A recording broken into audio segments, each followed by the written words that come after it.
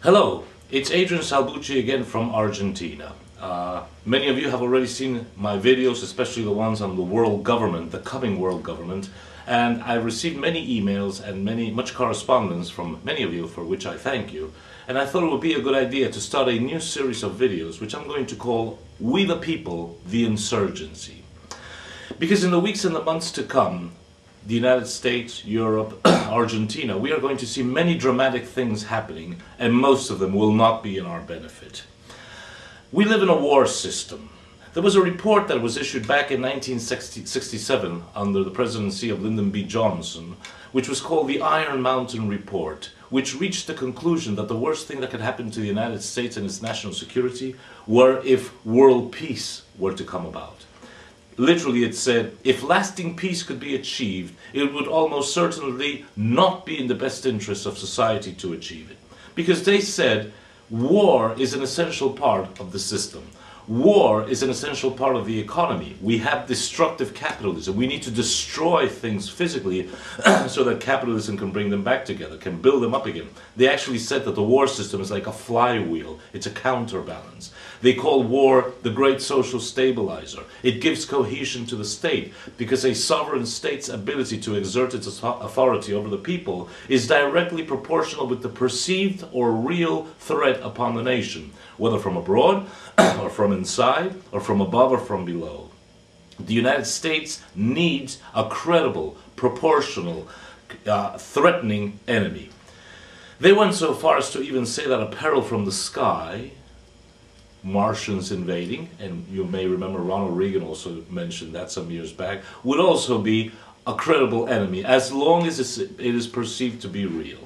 Because you see, the way things are today, we don't know whether the Iron Mountain Report was genuine or not. And like the protocols of the elders of Zion, we have no way of proving whether they are genuine or not. And that's not even important. The important thing is that they are truthful, that they are coming about as we look back the decades after decades. You see, mankind yearns for peace, but the people running the New World Order do not yearn for peace. The politicians, the bankers, they do not want peace. So if mankind wants peace, that's just not enough. Carl Schmitt, the German philosopher, used to say that every discipline has its rationale. For example, the economy distinguishes between that which is profitable and that which is not profitable. Morals distinguishes between that which is good and that which is evil. And politics distinguishes between friend and foe. And you don't necessarily have to like your political friend, nor hate your political foe. The important thing is that you identify those who have common interests and objectives with you, and those which don't.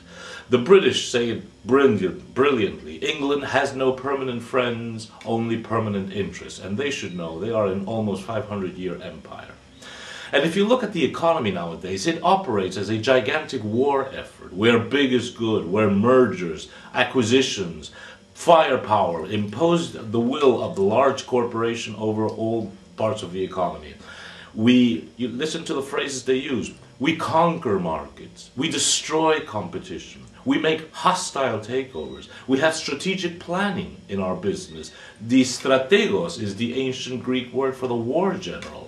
And strategic planning uses tactics, which is the art of organizing an army, the techniques for using weaponry, military units, to engage and defeat an enemy in battle. Not a physical battle, but a battle for markets, a battle for segments, and so forth. You see, today, we the people are at war. A war is being waged against us on many fronts, and we do not seem to realize it. A war is being waged against we the people on the political, the economic, the financial, the cultural, the technological, the social, the media fronts. But above all, a psychological war is being waged against us. PsyWar, psychological war, as Saddam Hussein would say if he were still around, poor guy. PsyWar is the mother of all wars. And PsyWar is a war for your mind. It goes through education and programming, which for thousands of years, prime education was a question of the family. Your main educational vehicle was your own family. Then in the 19th, 20th century, that was replaced by the state. The prime educator was the state.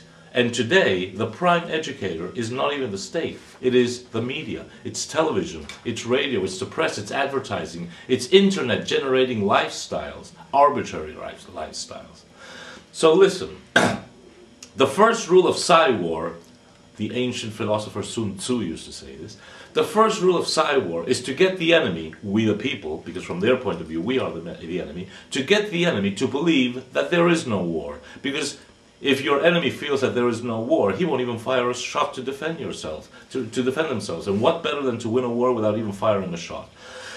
If you think that you are not at war, you do not defend yourselves. Keep that in mind. The second rule of PsyWar is to make us believe that they, the people who own the New World Order, are much stronger than they really are, and that we, the people, are much weaker than we really are. Okay, they're strong. Okay, we're weak. But the gap is not that big. The third rule of PsyWar is to hide the truth, to cover up, to make the truth invisible, to generate smoke screens, to distort, to lie, to confuse, to falsify, to revert, divert, and pervert the truth, to falsify history. George Orwell, in his brilliant novel 1984, once said, "He who controls the past controls the present. He who controls the present controls the future." That's why it's so important for them to falsify our view of our own history, whether it be our nation's history in each country that we're in, or global history. And the fourth rule of PsyWar is that there are always two sides to every war and to every battle. And what I'm talking about today is that the two sides are them who are a small, compact, powerful, well-organized minority, and I stress minority, wielding tremendous clout, tremendous leverage, and tremendous power on the one side. And on the other side, it's we the people, the vast majority. We are too busy to think. We are undereducated. We are too caught up in our day-to-day lives, those little slices of reality, to understand, to organize, to even become aware. We are potentially powerful, but we are in total disarray. They are potentially weak because they are small in numbers, but today they are very well organized. So let's first see what we cannot do yet. We cannot meet them on their terms. They are too vast and too powerful. We who start to awaken are still but a small portion of we the people. We easily succumb to their tactics. We are systematically silenced by their media, which controls the minds of people. If we break, as some of us do, the cone of silence, we are met with scorn. We are met with name-calling. They automatically brand us as conspiracy theorists, anti-Semites, nationalists, traditionalists, paranoids, and if necessary, they will even exert violence against us. It will be very difficult for us to erect a power structure like they have. They have the money, they have the media, they have the organizations. That's not going to be the way. Besides, there's no time.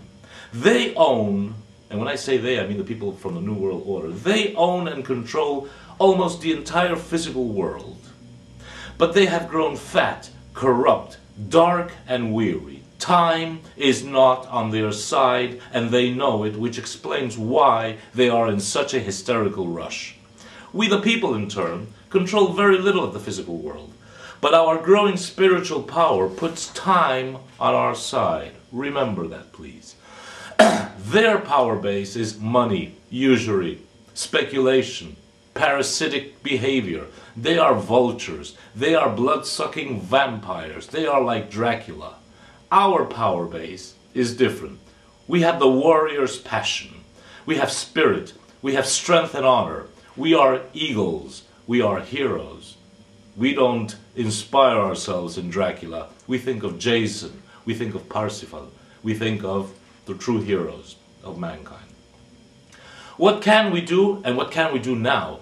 First of all, think with our own minds, not with theirs. We have to awaken and understand what is happening. And when we do, we have to awaken others. And when they do, we have to plan and organize collectively, aside from planning and organizing each of our own individual lives, because we are all in different circumstances.